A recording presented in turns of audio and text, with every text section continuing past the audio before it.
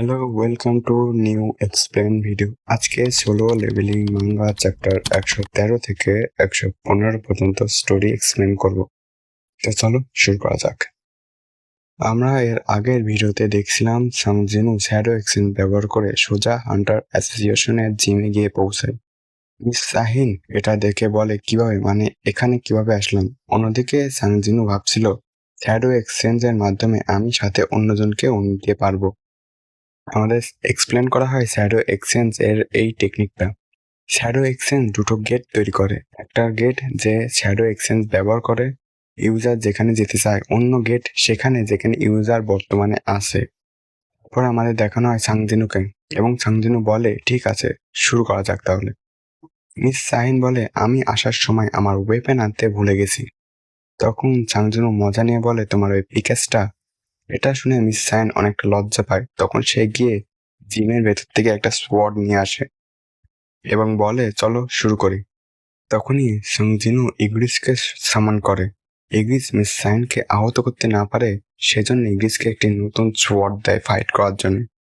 তারপরে ফাইট শুরু হয়, ইগ্রিস ভার্সেস মিস সাহিন। ইগ্রিস প্রথমে তার সোয়ার্ড দিয়ে একটা স্ল্যাশ মারে, কিন্তু মিস সাহিন সেটা অনেক আরামে এবং অনেক ফাস্ট ডজ করে নেয়।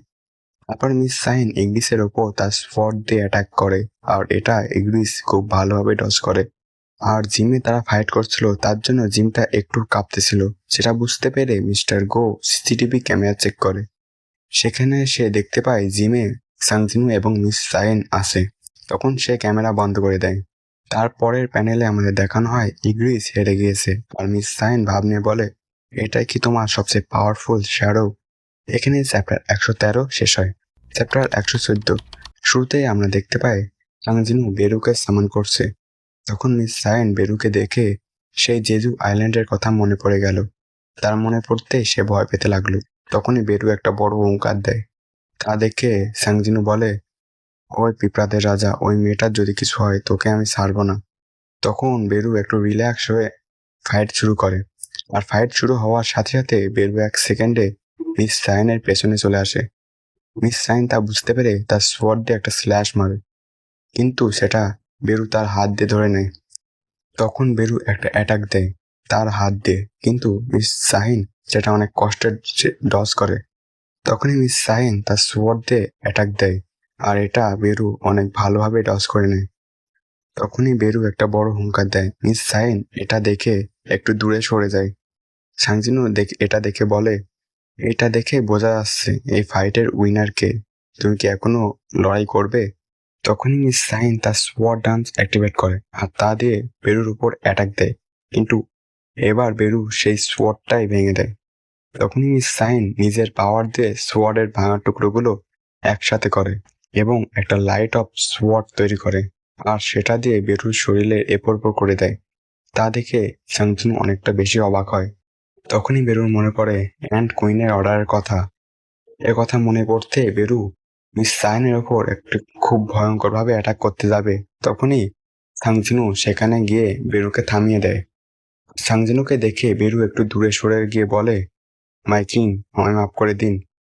তখন সাংজিনু গিয়ে মিস সাইনকে বলে তুমি আমার গিল্ডে ঢোকার জন্য এত চেষ্টা কেন করছো, এবং শেষে বলে তুমি কি আমায় পছন্দ করো? আর উত্তরে মিস সাইন বলে মনে হয় হ্যাঁ। এখানেই চ্যাপ্টার 114 শেষ হয়। চ্যাপ্টার 115 শুরু হয় ফেডারেল ব্যুরো অফ হান্টারের বিল্ডিং দেখিয়ে। সেখানে অ্যাডাম তার সাথে মিস নর্মাল সেলারও আছে। তারা একটা ব্যক্তির সাথে কথা বলছিল। অ্যাডাম বলে স্যার, সাংজিনুকে নিয়ে মিস নর্মাল সেলার যা বলছেন সে অনুযায়ী সে একজন কিং। এটা শুনে ওই ব্যক্তি বিশ্বাস করছে না। তখনই মিস নর্মাল সেলার বলে স্যার, আমি যাদের পাওয়ার আপগ্রেড করি সেই পাওয়ার লাইট আকারে তাদের মধ্যে আমি দেখতে পাই, আর তাদের পাওয়ার কোনো না কোনো মাধ্যম থেকে তারা পেয়ে থাকে। কিন্তু সাংজিনু পাওয়ার একটা কালো অন্ধকার রূপে দেখতে পেয়েছিলাম, আর সেই অন্ধকারের মধ্যে থেকে একটা চোখ আমায় দেখছিল। তার উপর ওই পাওয়ারের মাধ্যম সাংজিনুর মধ্যেই আছে, আর এই পাওয়ারের কোনো লিমিট নেই। তারা সাংজিনুকে নিজের সাথে যোগ করার চেষ্টা করছিল। এর জন্য সাংজিনুকে আমেরিকার নাগরিকত্ব দিতেও রাজি ছিল, কিন্তু সাংজিনু রাজি না হয় এখন তাদের অন্য উপায় বের করতে হবে। এ কথাই তারা বলছিল। তখন সেই ব্যক্তি সেখান থেকে উঠে একটা জায়গায় যেতে শুরু করলো। যেতে যেতে বলে, আমার সেই ফার্স্ট এস র্যাঙ্ক গেটের কথা মনে আছে? তা আমেরিকায় পাওয়া গিয়েছিল। যা বন্ধ করতে তারা অনেক এস র্যাঙ্ক হান্টারদের পাঠায় সেখানে, কিন্তু সেখান থেকে শুধু 5 জন বেঁচে ফিরেছিল, যাদের একটা টাইটেল দেওয়া হয় ন্যাশনাল লেভেল হান্টার।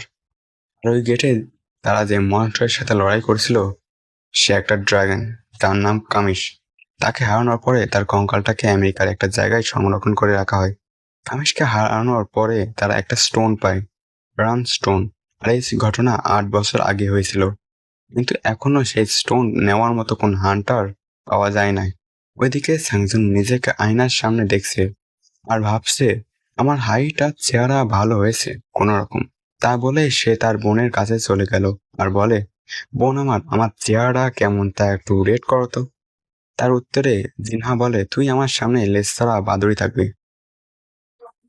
তারপরে সাংজিনু তার গিল্ড খোলার কথাও বলে, আর এটাও বলে গিল্ডের নাম সে সোলো প্লেয়ার রাখতে চাই। এটা শুনে জিনা বলে, ভাই তুই তো সোলো লড়াই করিস না, তোর সাথে তো শ্যাডো আর্মিও থাকে। সাংজিনু তা শুনে বলে, তা তো ঠিকই বলছিস। জিনহা বলে, নাম রাখলে রাখ আর্জিন গিল্ড। এখানে আ অর্থ আমি আর জিন অর্থ এগিয়ে যাওয়া। এটা শুনে সাংজিনু ঠিক করলো এই নামটাই রাখবে, এটা শুনতেও ভালো লাগছে। অন্যদিকে আমাদের মিস তাইনকে দেখানো হয়, সে তার রুমে বিছানায় এটা ভাবছে যে সে সাংজিনুকে বলে দিয়েছে সে তাকে পছন্দ করে। তখনই তার একটা সিরিয়াস কথা মনে পড়ে গেল। সে যখন জেজু আইল্যান্ডে মরতে লাগছিল, তখন তাকে একজন বাঁচিয়েছিল। সে তাকে একটা মেসেজ দিয়েছিল সাংজিনুকে নিয়ে। তা হলো সাংজিনু যেন সাবধানে তাকে তার পাওয়ার নিয়ে। তখন মিস সাইন বিছানা থেকে উঠে বসে আর বলে, এটা সাংজিনুকে খুব তাড়াতাড়ি বলতে হবে। এখানে চ্যাপ্টার 115 শেষ হয়। ভিডিও ভালো লাগলে লাইক, সাবস্ক্রাইব করে বেল নোটিফিকেশন অন করে রাখবেন। এরকম আরও ভিডিও পাওয়ার জন্য আমাদের পাশে থাকুন।